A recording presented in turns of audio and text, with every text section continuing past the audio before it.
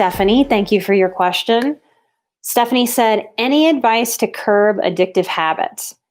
This year, my anxiety has been causing me to turn to shopping, snacking, and spending for a quick dopamine fix, even though I know it's not the best avenue and ends up hurting more and adds up.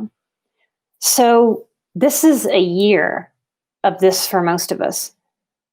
Most of our distractions, most of our social outlets, most of our outside of the home entertainments, gone, not available. Okay. I am an addiction specialist. That's where I started my career.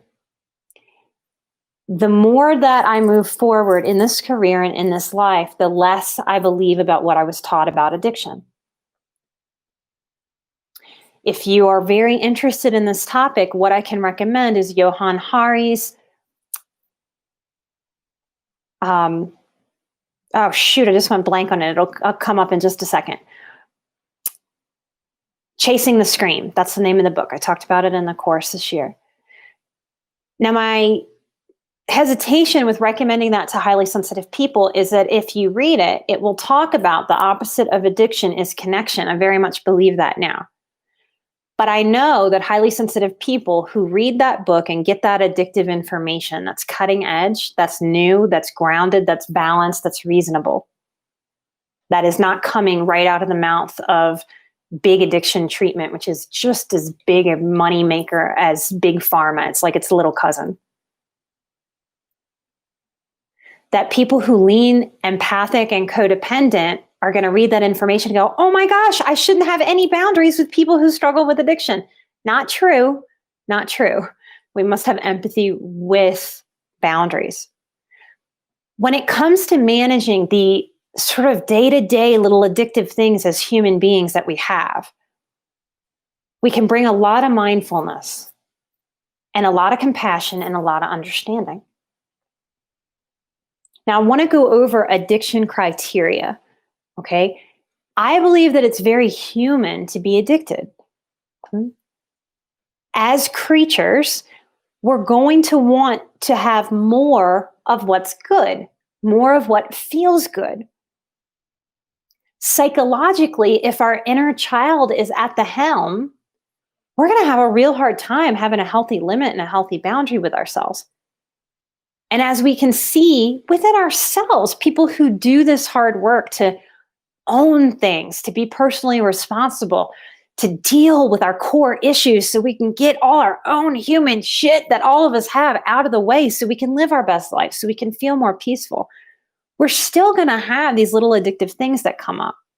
So when you ask me a question like this, Stephanie, I'm definitely going to answer it. I want to answer it. But what I want to be mindful of too is that this tribe, this highly sensitive tribe, can often overthink things and can often be hard on themselves and perfectionistic. Okay? So as I go through some addiction criteria, I want us to consider those things. The example that I'm looking around because I brought things in here. There we go. These are things that I do as self-care, but also might fit some of these addictive little tendencies. So these are the little drawings that I do. We have been working on making these into some stickers for you guys as bonuses on Patreon. And because of printing and COVID and shipping and things being crazy this year, that project got pulled back. Hopefully 2021. But these are very intricate drawings. I spend sometimes 8 hours on a drawing. Sometimes I spend collectively 20, sometimes 25, sometimes a little more. There are times when I will sit down, if I have the space, if it's a day off for me, on and off, I might work on a drawing for 6 hours till my hand gives out, till my hand hurts. Mm-hmm. Is that me being addicted to sitting there drawing? Is that okay and healthy that I might draw till I actually hurt my hand? Is that acceptable or allowable? So these criteria are not as hard lined as DSM criteria, the Diagnostic and Statistical Manual of Mental Disorders, would like us to believe.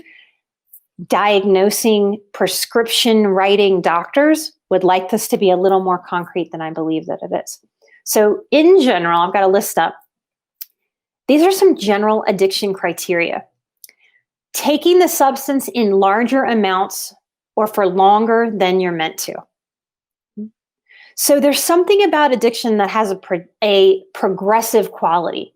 When we really think about that sort of classically alcohol addicted person, when we look at the scope of their life, that addiction builds. It's like climbing stairs. Okay? It takes more and it takes more and it takes more and it takes more.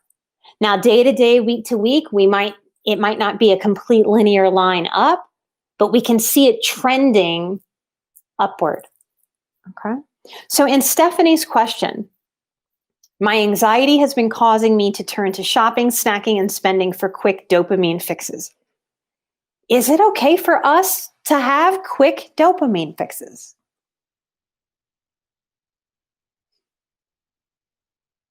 Think about that for a minute. Is that okay as a human being for us to have that? How much of that is okay? So, Stephanie, if I was working with you individually, I would be talking to you about, okay, so you're anxious, you're struggling, you've turned to shopping, snacking, and spending. What are the reasonable limits of that to yourself for yourself? Because my guess, based on working with lots of highly sensitive people over the years, my guess or my concern with this question for you would be, all right, every single time that Stephanie snacks, let's go with the snacking. Is she allowing that? Is it like, yay, I get to have a snack time. Now's my snack. I get to enjoy it all the ways it makes me feel. Yay, dopamine. Yay, taste buds. Yay, full belly. That tends to not be how we snack or how we have our cheat day in terms of food and relationship with food. What I know to be true of most highly sensitive people is that their perfectionism bites them in the ass right there. And so it's not the third snack or the fifth snack or the 10th snack of the day or the week that we come in with a healthy boundary, a limit that says, hey, look, self, I know you want a second chocolate bar today, but really, one chocolate bar is enough for today. So if we're shaming ourselves every time we're seeking out something that distracts us or makes us feel better, we're not really getting that pure dopamine hit. We're taking the hit and we're watering it down. Almost kind of the craziness of taking a downer and an upper at the same time. Like, what are we doing? Why are we doing that? That diminishes both things. What are we doing? So we want to get more impeccable with our word. I'm going to pull from the 4 agreements to answer this question. We want to get clearer on being impeccable. So I don't want to torture myself with, yeah, Nikki, ooh, go get that snack. And be shaming, bad girling myself while I'm going to get that snack or eating that snack. I want to be impeccable with my word. I'm not going to sit a child in front of me who's 3 years old if I'm babysitting and have her say, I want a cupcake. And me say, no, honey, that's bad for you. You can't have a cupcake. And then hand her a cupcake.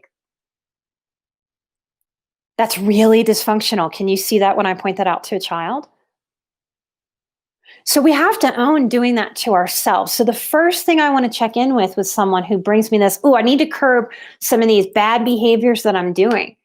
What I first want to check in is not the badness of it. I want to check in with, well, how do you actually allow some of this a little bit? Because snacking is not something that you're ever going to not do at all, ever. So how do we make snacking really healthy for you?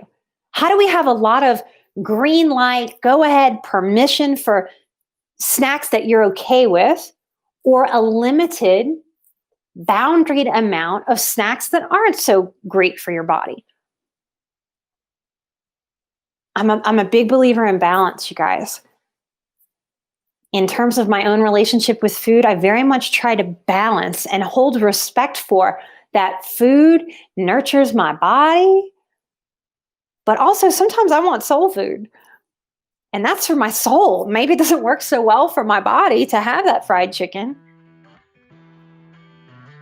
But I'm serving different parts of myself with different things at different times.